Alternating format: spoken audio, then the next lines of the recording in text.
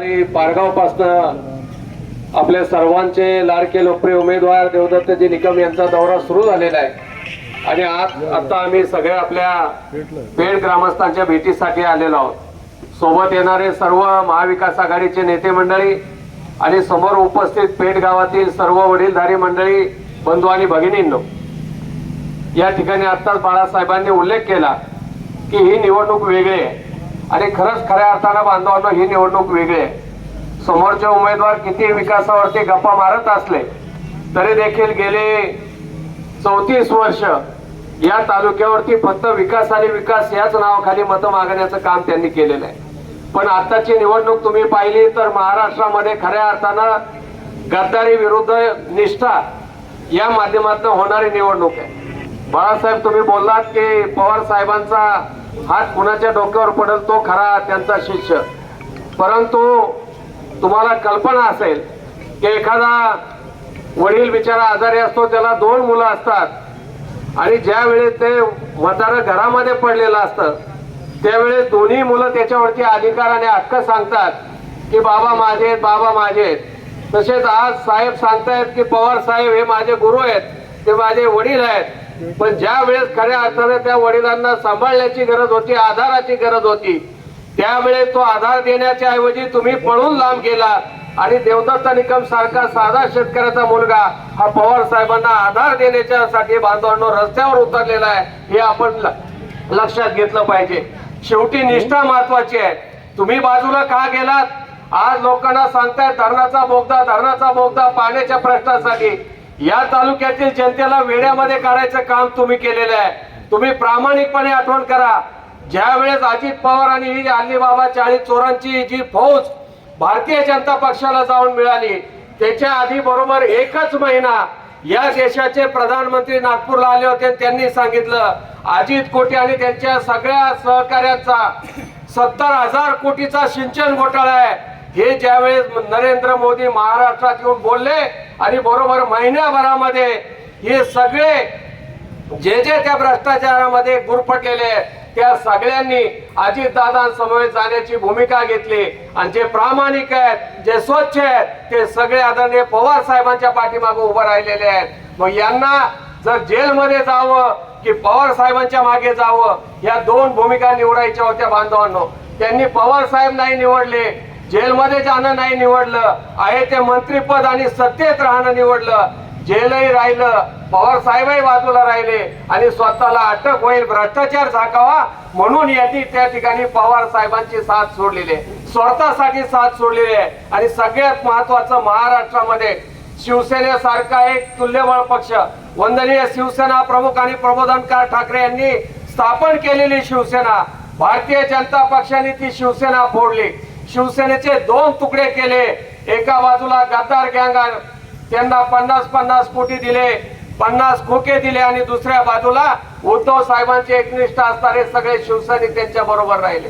दुसरा प्रकार राष्ट्रवादी सोबत केला, तोही प्रकार तसाच झाला. म्हणून जे भारतीय जनता पक्षासोबत गेलेले त्यांना यावेळेस आपण मत द्यायचं नाही. का द्यायचं नाही? हा भारतीय जनता पक्ष हा शेतकरी विरोधी पक्ष आहे, शेतकऱ्यांवरती अन्याय करणारा पक्ष आहे. शेतकऱ्यांचं एकही धोरण हे शेतकऱ्यांच्या हिताचं न राबवणारा पक्ष हा भारतीय जनता पक्ष आहे. आणि त्याच बरोबरीने आज जाहीर सांगतो की जर कोणी चुकून दिलीप वळसे पाटलांना मत देण्याचा विचार जरी मनात आणला, ते तुमचं मत दिलीप वळसे पाटलांना जाणार नाही बांधवांनो, ते मत जाणार आहे भारतीय जनता पक्षाला, ते मत जाणार आहे नरेंद्र मोदीला, ते मत जाणार आहे अमित शहाना आणि ते मत जाणार आहे महाराष्ट्राचं वाटोळं करणाऱ्या देवेंद्र फडणवीस यांना जाणार आहे. एवढंच नाही तर आपल्या चाकण परिसरामध्ये वेदांता फॉक्सकॉन नावाची एक कंपनी, 2,00,000 कोटी रुपयाची कंपनी त्या ठिकाणी होणार होती. 1,00,000 कर्मचारी त्या कंपनीमध्ये काम करणार होते. अशी एक मोठी कंपनी या मिंदे सरकारनं, या देवेंद्र फडणवीसनं गुजरातला दिली बांधवांनो. ही एकच नाही तर अशा अनेक कंपन्या आहेत की महाराष्ट्रातनं उचलल्या, तुमच्या आमच्या तरुण मुलांच्या हातचे रोजगार उचलले आणि ते गुजरातला देण्याचं काम केलेलं आहे. म्हणून वळसे पाटलांना देणारं मत हे गुजरात धार्जिण्या सरकारला देणारं मत असणार आहे. तुम्ही आपला विचार करा, महाराष्ट्राच्या स्वाभिमानाचा विचार करा, महाराष्ट्राचा स्वाभिमान जपायचा आहे बांधवांनो. वळसे पाटील किती सांगत असते विकास केला विकास केला. 90 साली ज्या वेळेस ते निवडणुकीला उभे राहिले त्याच्या आधी पवार साहेबांच्या हाताखाली पेय म्हणून काम करत होते. त्यांच्याकडे शिकले, तिथे तयार झाले. पवार साहेबांनी संधी दिली म्हणून महाराष्ट्रातून आंबेगाव विधानसभेच्या आमदारकीमध्ये ते निवडून आले. निवडून कसे आले? जी जुनी माणसं आहेत त्यांना आठवत असेल की हा तालुका हा या ठिकाणी किसनराव बानखेल यांचा बालेकिल्ला होता. चेअरमन साहेब, त्यामध्ये पवार साहेबांनी राजकीय खेळ केले की जनता दलाचा तालुका असताना किसनराव बानखेल खासदार झाले. मग या ठिकाणी मृणाल गोरे या जनता दलाच्या अध्यक्ष होत्या. त्यांना पवार साहेबांचे चांगले संबंध होते. ही आंबेगावची जागा पवार साहेबांनी केवळ आपल्या शिष्याला आपल्या मानस पुत्राला निवडून आणायचंय म्हणून ती जागा त्यावेळेला शेतकरी संघटनेला दिली. आणि हे सगळं कुणासाठी केलं? तुमच्यासाठी केलं बांधवांनो. किसनराव बानखेल यांचा बालेकिल्ला या ठिकाणची जागा जनता दलाला न देता शेतकरी संघटनेला दिली. बजरंग बांगर उभे राहिले आणि मग किसनराव बानखेल यांचा स्वाभिमान दुखावला. त्यांनी शिवाजी बेंडे पाटील उभे केले. हे सगळं घडून आणायला पवार साहेब कारणीभूत आहे. पवार साहेबांनी जर या सगळ्या गोष्टी घडवल्या नसत्या तर वळसे पाटील तुम्ही आज या तालुक्यामध्ये आमदार दिसले नसते. तुम्ही आमदार म्हणून आहात तीच पुण्य पवार साहेबांची आहे. पवार साहेबांच्या खेळीमुळे तुम्ही या तालुक्याचे आमदार झाला. त्याच्यानंतर तुम्हीच सांगितलं की या ठिकाणी मी आमदार झालो, पवार साहेबांकडे शाळा मागितली. पवार साहेब म्हणले दिलीप शाळा काय मागतो, कारखाना काढ. मग पवार साहेबांनी पाठिंबा दिला, साखर कारखाना उभा केला. कुणामुळे साखर कारखाना आहे? शरदचंद्र पवार साहेबांमुळे. हे मी सांगत नाही, तुमच्या गावात येऊन वळसे पाटलांनी वारंवार सांगितलेलं आहे की भीमाशंकर कारखाना पवार साहेबांनी दिलेला आहे. डिंबे धरण कुणामुळे झालं? पवार साहेबांमुळे झालं.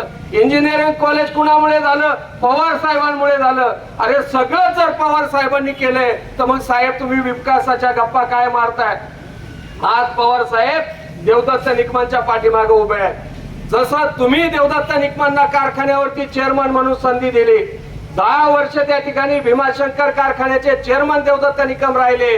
आणि 10 वर्षामध्ये जो भीमाशंकर कारखाना कर्जामध्ये डुबलेला होता तो कर्जातनं वळ काढून महाराष्ट्रामध्ये 1 नंबर आणण्याचं काम हे देवदत्त निकम यांनी केलं. बांधवांनो, हे कधी केलं? वळसे पाटील तुम्ही त्यांना चेअरमन पदाची संधी दिली. संधी मिळाल्यानंतर कुठलाही सामान्य कार्यकर्ता काय करू शकतो हे देवदत्त निकम यांनी त्या ठिकाणी दाखवलं. तुम्ही बाजार समितीचा सभापती त्यांना केलं. सभापती म्हणून संधी मिळाली, त्या ठिकाणी त्या संधीचं सोनं निकमांनी केलं. आणि या जिल्ह्यात नव्हे तर महाराष्ट्रात एक आदर्श बाजार समिती म्हणून निर्माण करण्याचं काम देवदत्त निकम यांनी केलं. कुठल्याही कार्यकर्त्याला संधी मिळाल्याशिवाय आपलं जे काही कल्पकता असेल, जी काय आपली विकासाची दृष्टी असेल, जी काही कामाची कल्पकता ती दाखवता येत नाही. नामदार साहेब तुम्ही एक उपकार या तालुक्यावरती करा. आम्हाला तुमची काळजी वाटते. तुमची आता तब्येत बरी नाहीये, तुम्हाला आरामाची गरज आहे. तुम्ही आराम करा. जसं पवार साहेबांच्या हाताखाली तुम्ही तयार झाले तसे देवदत्त निकम सुद्धा तुमच्या हाताखाली तयार झाले. एक संधी त्यांना द्या, तुमचा विकासाचा गाडा तसाच पुढे चालू राहील याची खात्री आम्हाला आहे. कारण तुमच्याच हाताखाली तयार झालेले निकम आहेत. विकासामध्ये कुठेही कमी पडणार नाही. आजही त्यांच्या डोक्यामध्ये वेगवेगळ्या कल्पना आहेत, ते त्यांच्या भाषणात तुम्हाला सांगतील. तेव्हा यावेळेस ही जी लढाई आहे ही निवडणुकी बांधवांनो आपल्या आंबेगाव तालुक्याच्या स्वाभिमानाची लढाई आहे. म्हणून तुम्ही येत्या 20 तारखेला कुठल्याही परिस्थितीमध्ये सगळ्यांनी एक विचार करून तुतारी वाजवणारा माणूस लक्षात ठेवायचा आहे आणि त्याच्या पुढचं बटन दाबायचंय. एवढंच या ठिकाणी सांगतो आणि थांबतो. जय हिंद, जय महाराष्ट्र.